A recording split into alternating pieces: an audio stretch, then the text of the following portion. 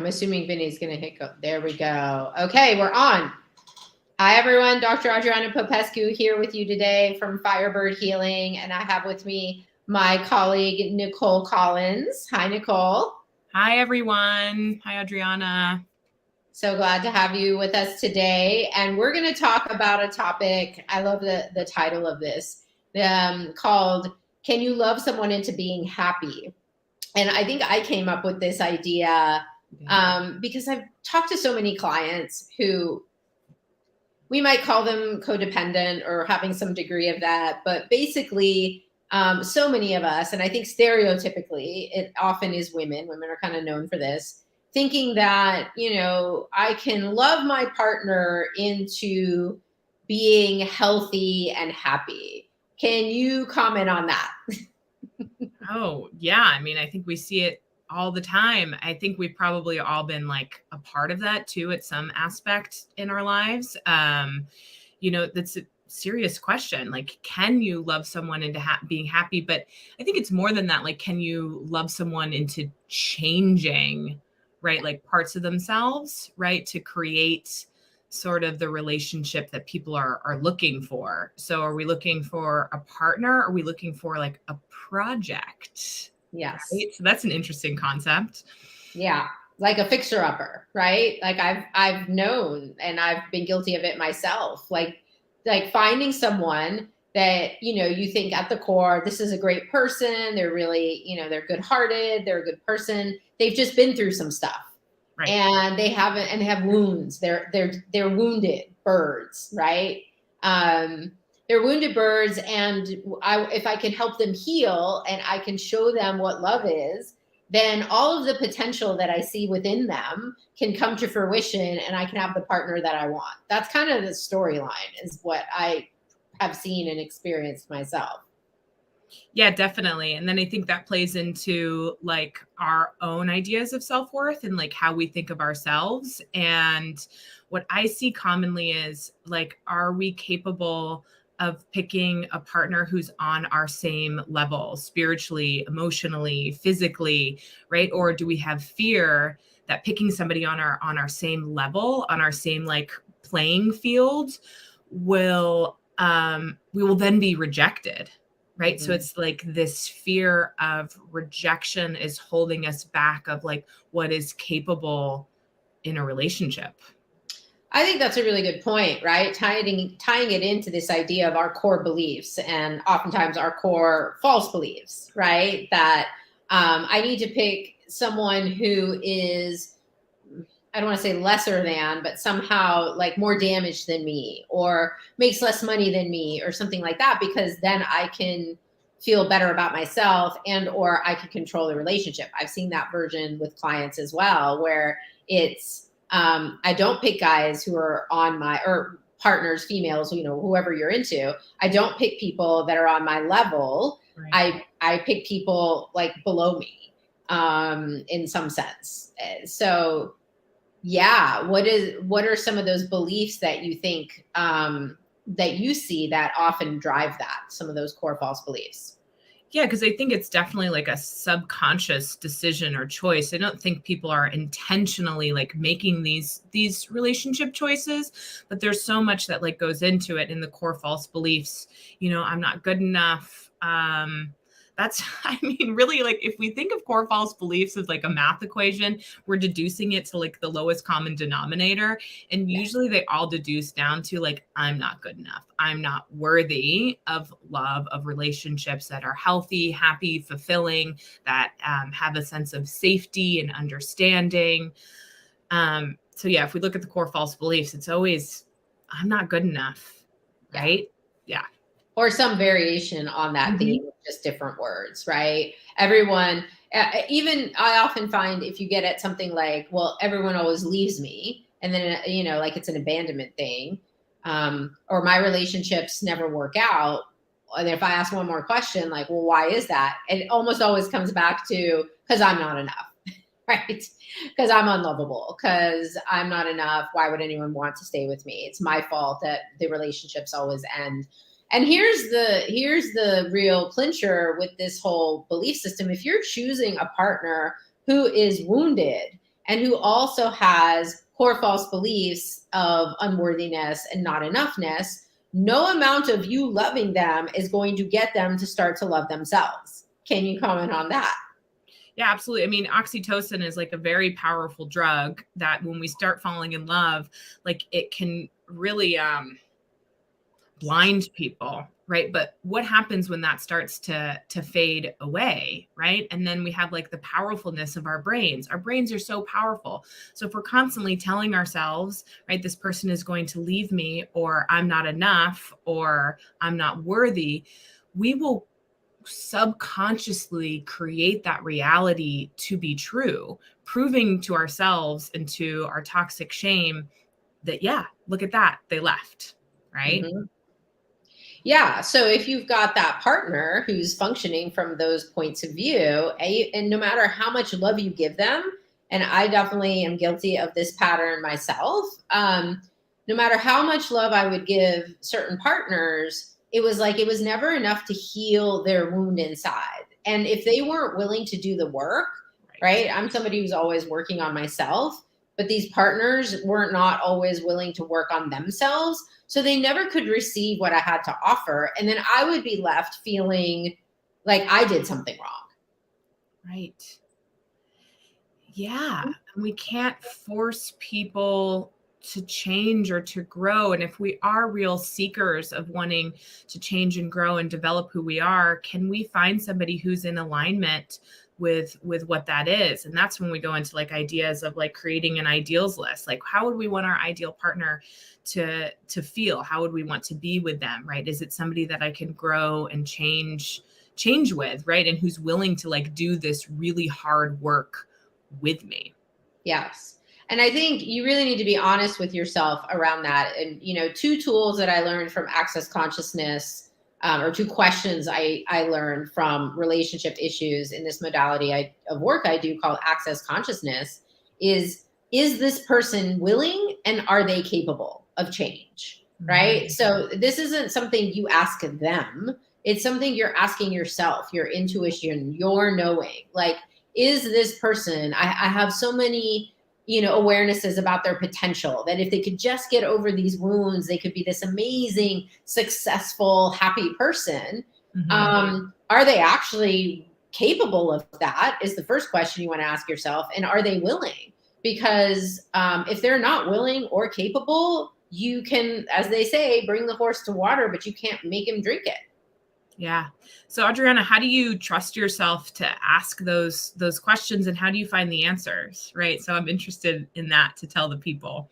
Yeah. Well, I mean, I tend to use, muscle testing and the Access Consciousness tool of light and heavy, because to me, both of those are ways to ask my body and my deeper knowing, or if you want to talk like DBT language, my wise mind, rather than my intellect or my emotions, which of course want the answer. If I'm going to ask that question, you have to ask those questions from a true neutral space. You can't already have your agenda of, oh, I want the answer to be yes, right? Because you're skewing your awareness with basically you have an agenda there. So you truly have to be in a space of neutrality. Some people get there with meditation. I also can get there with expanding my energy field out. That's a tool I've often talked about on these lives and made videos of and things like that. So I try to get to as neutral a place as possible, letting go of any preconceived notions I already have about what I want the awareness to be, and truly ask from a space of curiosity and question what is actually true here about this. And I may need to use clearing. Access has a clearing statement. Be Set Free Fast has a cue where we can shift energies. So I also could clear my, agenda. Like, I want the answer to be this. I could also clear whatever doesn't allow me to have clarity on this. Basically, like priming it so that when I'm asking questions, clarity will come. I can even ask the question, there's the more open-ended question of, what would it take for me to have clarity with this? Right. So it's really about that, being willing to be honest with yourself and use tools to help you gain access to your, intuitive knowing. We have technology to help us. Yeah. And then like, if you are a spiritual person, higher power person, I mean, a common like 12-step principle or discussion is like having like a God box or a higher power. Mine's a vase.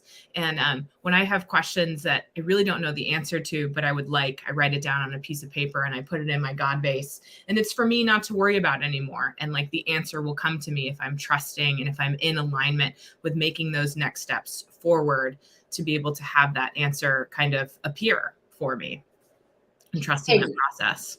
Exactly. I mean, it really is about trusting your process and being willing to be honest with yourself, because this isn't always easy. You know, our fantasies, and unfortunately, again, I think stereotypically as little girls, we are brainwashed with like the Prince Charming fantasy, right? That this, you know, wonderful person's going to sweep us up and on a white horse and we're going to go riding off into the sunset. And here's the other piece to this. It's like, not only are people trying to get their partner to change, they're also trying to fit this stereotypical mold of what we think romance and love should be. Can you comment on that? The full fairy tale. Don't even get me started on that. I mean, I'm very thankful for my mom. She always said, you know, we watch these princess movies, we watch the Disney. She said, but girls, Prince Charming doesn't exist. You can be your own knight in shining armor and you can save yourself, right? Mm-hmm. And then we watch movies like The Notebook or the Titanic, you know, these really like intense movies that bring up like all of these feelings and like, isn't that what love is supposed to be, right? Isn't that like the longevity of love? And unless you have those sort of intense feelings, like, is this person or partner worth it? And I'm kind of like of the opposite now that I've grown and matured, and like the slower that connection is brought about and the healthier it is, the more long lasting and the more longevity that it can have. Because, you know, they've done studies like people who are drunk on the love hormone for extremely long periods of time, like you would go crazy, you go insane. That's where we get into like toxic relationships where oxytocin is just constantly firing off. And we think that's what real love is. But really, that's just like lust and infatuation, which are great and they're fun. But is that how we want to live the rest of our lives with our partner? And is that sustainable? Good point. I mean, you're talking about a chemical high. It's not, it's oxytocin and a bunch of other dopamine and serotonin and you know, all the feel-good chemicals that get activated when oftentimes when we find someone we're really excited about. I don't think that's what love is. And I think part of the reason why you see so many relationships fail, I mean, let's face it, the failure rate, especially for marriage, you know, over 50% of marriages fail. Like, why is that? You know, and I think in part it's because we have these delusions of what we think love is, what we think love should be. And if we can't mold our partner to fit what we think are the right relationship is, which unfortunately, again, for most of us, is based on what we saw in movies, what we saw on TV, this like false premise, or nowadays what we see on Instagram and social media through all the filters is this like picture perfect, you know, family, which in my experience, most of us did not actually experience growing up. Most of us had a very different experience and witnessed something very different with relationships in our homes and things growing up. Yeah. And that's where we get into like things like attachment, right? And what is our attachment and what is our partner's attachment? And like, can they coincide together? Like I'm of the population that's like anxious avoidant, like I love you, but please like leave me alone. Like a lot of the times, you know what I mean? Like this fierce independence that I learned as a child. And so I think it's important for us to know our attachment style and to know what our partners is so that we can find ways to like, to love each other and meet each other's needs, right? Because there is a lot of compromising in relationships, especially long-lasting ones. So is this somebody that you can compromise with and feel safe and like kind of change that attachment to feel secure with this person, even though you weren't raised in a home that gave you a secure attachment? Attachment theory is huge, is a big part of this. And also love languages, right? Like there was that book that came out a number of years ago, The 5 Love Languages. And so many times when I do couples work, I see people, you know, getting frustrated with their partner because they're not speaking the same love language. You know, one sees acts of service as a way of showing their caring and love for someone, and another one needs to hear words of affirmation, and like those two are not, and then they're getting upset with each other, like, why aren't you telling me how much you love me? And the other one's like, I'm like doing all these things for you, that is how I'm telling you. So there's a lot of complexity. I think this is one of the areas where people, sex and relationships is one of the areas where people are the most effed up, the most challenged. Because a lot of us don't really know what a healthy relationship is. No, we don't. And there's an interesting, there's a seeking safety module, and it talks about healthy relationships. And it talks about, one of them is like the beliefs that we have about relationships. And one of the common beliefs is good relationships are easy. Mm-hmm. Right. And that's false. Yeah. Good relationships are worth trying for, right? But they're also extremely challenging and difficult. But it doesn't mean, I think maybe we're making relationships seem like this like terrible thing, but they're not, right? They're just complex and complicated. And you're bringing two people who grew up usually very differently, right? And you're bringing them together and you're like, coexist, right?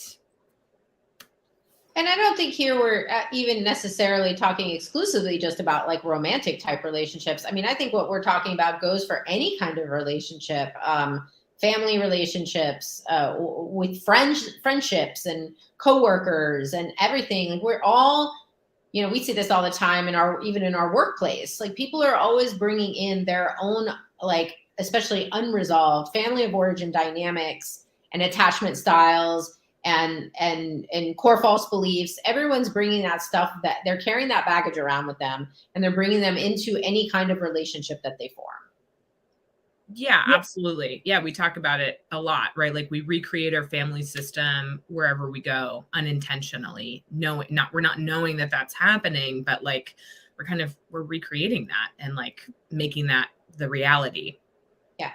Which is why we really want to shine a light on this topic, why Nicole and I are actually going to be doing a workshop coming up on Saturday, May 6th. We're actually doing a workshop here locally, Bay Area, in Marin County in Novato, California. Do you want to tell us a little bit about this workshop, Nicole? Yeah, I'm super excited. It's our first in-person with Firebird, in-person workshop, one day, all day long. We're going to talk about things like attachment theory. What is our attachment? Core false beliefs, right? How do those play a role in our relationships? By also giving tools like EFT tapping, meditations on how to have healthy relationships, this idea of an ideals list and finding our ideal partner and what that looks like. And I'm really excited about doing this. I think relationships are fascinating. I think you're right. Like we do have, because we can be a different person in a romantic relationship than we are in work, just like we have different boundaries with work and relationships. And some boundaries are more difficult to put in place than others. So like, how does that come into play? So relationships are what are around us all the time. Friendships, family, romantic, work. Like we're just kind of walking through life trying to understand how to meet everybody where they're at. Right. And so that's why we entitled the workshop called Creating Relationships That Work. Because it's almost like this is the manual you never got growing up or that nobody ever talked to you about. I think what we're trying to do is give people some tools and different perspectives on how to actually create what works for them. And it's not going to be a cookie cutter thing. I mean, too often, again, I think we're exposed in movies and whatnot and fairy tales to these, like this one storyline, this one romantic storyline that isn't a fit for everyone. That's not what it looks like for everyone. Like I know people in romantic relationships who, for example, sleep in separate bedrooms or live in separate homes. They don't even live together. And that's like what works for them. And what if that's not a wrongness or a badness? We're always judging, right? So much like this is what it's supposed to look like. And I really want to debunk that for people. There is no, this is what it's supposed to look like. And if it's not looking like that, something's wrong. This poor woman, like I had a client once come to me who was very distressed that she didn't have a simultaneous orgasm with her partner every single time they had sex, because she was under the impression from Hollywood and whatnot, that she should be having simultaneous orgasms with her partner every single time. I was like, do you even know what a miracle it is that you can have a simultaneous orgasm, much less even have an orgasm with your partner? So many women cannot. Like, unbelievable to me, the standard that she thought she had to live up to. And she's genuinely thought there was something wrong with her, that she was unable to live up to that, or her relationship wasn't living up to that. Right. Because that's like what she sees in movies and TV. And it's, oh my gosh. Yeah. No, I love that you brought that up. Like, I think we have this ideal of what we think a relationship should look like, but how do we create relationships that work for us? Because we're not in a movie, we're not on TV, we're our own individual people. Like, what works for my partner and I might not work for somebody else. We're two extremely independent people who love having like our own separate lives, like a lot of the time. And then we come together and we share time and we enjoy each other. But yeah, I would love to live in a separate house. That would be my ideal, we have separate exactly. It's like figuring out what, and not requiring, I think this is really key too. And I definitely we're going to talk more about this in the workshop, but like, not expecting that either you or your partner needs to compromise to the point where you're giving up parts and pieces of yourself, right? Where you're no longer living authentically to your true self. There's a book that Gary Douglas and Dr. Dane Heer, the co-creators of Access Consciousness, wrote, called Divorceless Relationships. And the theme is not about like, how do you stay together and not get divorced with a partner? It's about how do you not divorce yourself in the process of creating let's say in this case, a more romantic relationship, but even other kinds of relationships with people. How do you continue to live your authentic self, and how do you honor yourself and your own values and all of that, and still coexist with someone else in partnership or in some kind of relationship? Right. Yeah. And that's like really the importance of loving yourself first, right? And understanding yourself and understanding your self-worth, so that you're not like giving up those parts of yourself for a relationship. I think I've done that so many times throughout my life. And now I have a partnership where I don't have to do that. I have to compromise, right? Because compromise is part of it, but I don't have to leave like these beautiful parts of me behind. Yes. Right. And that's so important. Yeah. And that it's also okay to choose to not be in relationship either, right? Like, so many people are made wrong and making themselves wrong for not choosing relationship. I remember going back to my college reunion. Which one was it? I don't know, 10, 15, one of those earlier ones. And I must have been one of like 2 people that wasn't married with children. And so many people were just like, could not compute. Yeah. Like, you're not married? Oh, I'm so sorry. Like, it was almost like, I'm so sorry. I'm like, no, actually, I don't want the white picket fence thing. I don't know that I'm the marrying kind. I definitely don't want children. And like, it was just so strange to experience all this sort of judgment and expectation put on me. Like, what's wrong with you that you don't fit that mold that we all chose?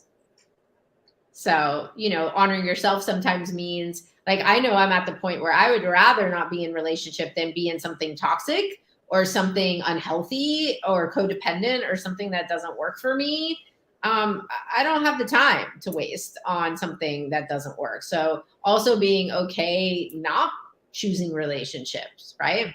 Yes, I love that. I mean, my mom has been single for so long, and that's how she's happy, right? Like, that's how she enjoys her life. And I know lots of people who choose not to be in relationships because, as you're saying, like, it's not, if it's not good, it's not worth it. Yeah. Right. And if I have to leave parts of myself behind, I'm not doing it. Right. And that's really knowing yourself and loving yourself and knowing your self-worth and everything that you want in life. That's having like a great understanding of self. Yes. Yes. And so that's really what we're wanting to create with this particular workshop. We're also going to do a Zoom on the topic on April 26th in this same time slot.